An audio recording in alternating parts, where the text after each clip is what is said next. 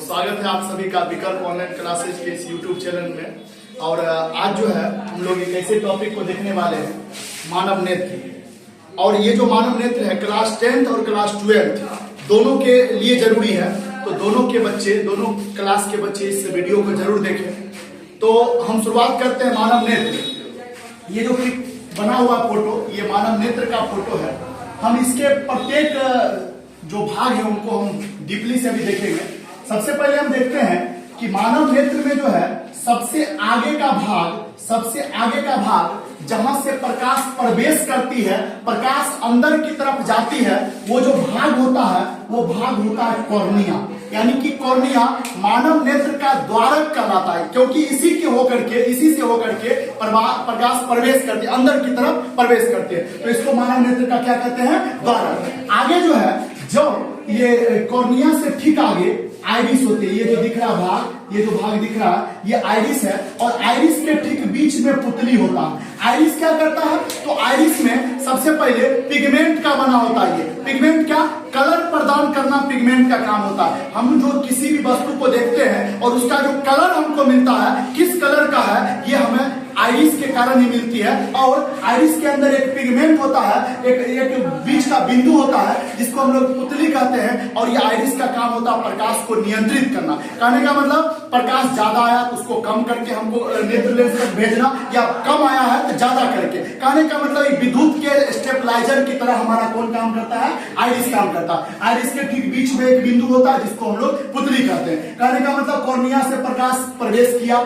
Iris में नियंत्रित हुआ, और आइरिस से नियंत्रित होते हुए ये प्रकाश नेत्र लेंस, ये जो बीच का गोल भाग है, ये नेत्र लेंस का बना होता है। और नेत्र लेंस दोनों साइड से सिलियरी मांसपेशी से जुड़ा होता है। नेत्र लेंस जो हुआ, ये बीच में ये नेत्र लेंस हुआ, और ये दोनों साइड से किससे जुड़ा होता है? सिलियरी मांसपेशी से जुड़ा होता है। और ये जो होता है, ये बीच जब कॉर्निया से प्रवेश किया प्रकाश, और इससे नियंत्रित होते हुए डायरेक्ट नेत्र लेंस पर पड़ती है, और प्रकाश के अपवर्तन द्वारा यहां से नेत्र लेंस के सहारे ये जो अंदर का पूरा भाग है, ये रेटिना कहलाता है। और रेटिना पर प्रकाश का प्रतिबिंब बनता है। कहने का मतलब यहाँ से प्रकाश अपवर्तित होकर के और रेटिना पर प्रकाश, वो अपना पदार्थ का प्रतिबिंब हमें प्राप्त हो गया है। अब हम समझे कि सिलियरी मांसपेशी क्या होता है। सिलियरी मांसपेशी दोनों साइड से नेत्र लेंस को पकड़ के रखता है। ये एक मतलब लचीला पदार्थ होता है जो सिकुड़ भी सकता है और फैल भी सकता है। जब ये सिकुड़ता है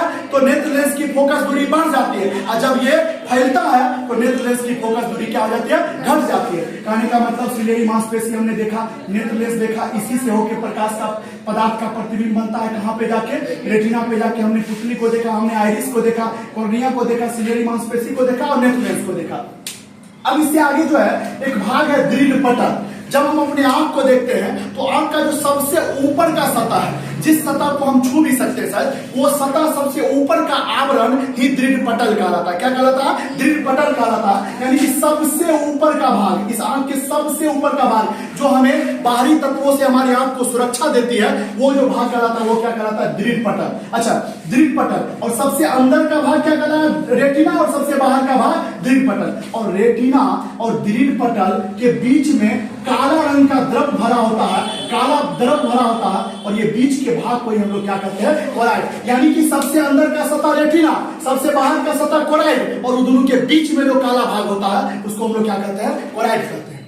आगे है पीत बिंदु। यानी कि ये रेटिना पर स्थित एक बिंदु होता है जहां पे एक पीला भाग होता है, एक पीला बिंदु होता है, जहां पर स्थित वस्तु का प्रतिबिंब सबसे अधिक चमकीला बनता है, उसे ही हम लोग पीत बिंदु कहते हैं। एक अगला होता है अंध बिंदु। अंध बिंदु वह बिंदु जहां पर स्थित ये कोई भी प्रतिबिंब मतलब दिखता ही नहीं है, वैसा बिंदु जहां पर प्रतिबिंब बनता तो है लेकिन दिखता नहीं है, उस बिंदु को हम लोग अंध बिंदु कहते हैं। और एक होता है ऑप्टिक नर्व्स। ये जो देख रहे हैं नस कह सकते हैं, नस कह सकते हैं इसको अपने भाषा में, नर्व्स। ये जाकर के हमारे ब्रेन से जुड़ा होता है, दिमाग से जुड़ा होता है। जब भी कोई हमारा प्रतिबिंब, हम किसी भी पदार्थ का प्रतिबिंब देखते हैं, उसका प्रतिबिंब मेरे रेटिना पर बनता है, तो सिर्फ प्रतिबिंब बनने से कुछ नहीं होता। प्रतिबिंब बनने के बाद फिर उसकी जानकारी हमारे दिमाग को, जैसे कि हम किसी को मारते हुए देखते हैं या किसी को मार करते हुए देखते हैं, तो इस बात को जो ही हम देखते हैं अपनी आंखों से, मेरे रेटिना पर उसका प्रतिबिंब बनता है। और वो प्रतिबिंब तुरंत सूचना ऑप्टिक नर्व्स के माध्यम से हमारे ब्रेन को देता है कि देखो वो क्या कर रहा है, लड़ रहा है, तो हमें पता चलता है कि वो आदमी लड़ रहा है। यदि ऑप्टिक नर्व्स का रास्ता ब्रेन से तोड़ दिया जाए, यानी आंख के रास्ते से ऑप्टिक नर्व्स का रास्ता ब्रेन तक काट दिया जाए, तो हमें किसी भी प्रकार की जानकारी हमें नहीं प्राप्त होगी। हम सिर्फ उस चीज को देख सकते हैं, हमें उसकी जानकारी नहीं प्राप्त होगी। यही था पूरा वीडियो। यदि आपको अच्छा लगे तो आप लोग इसको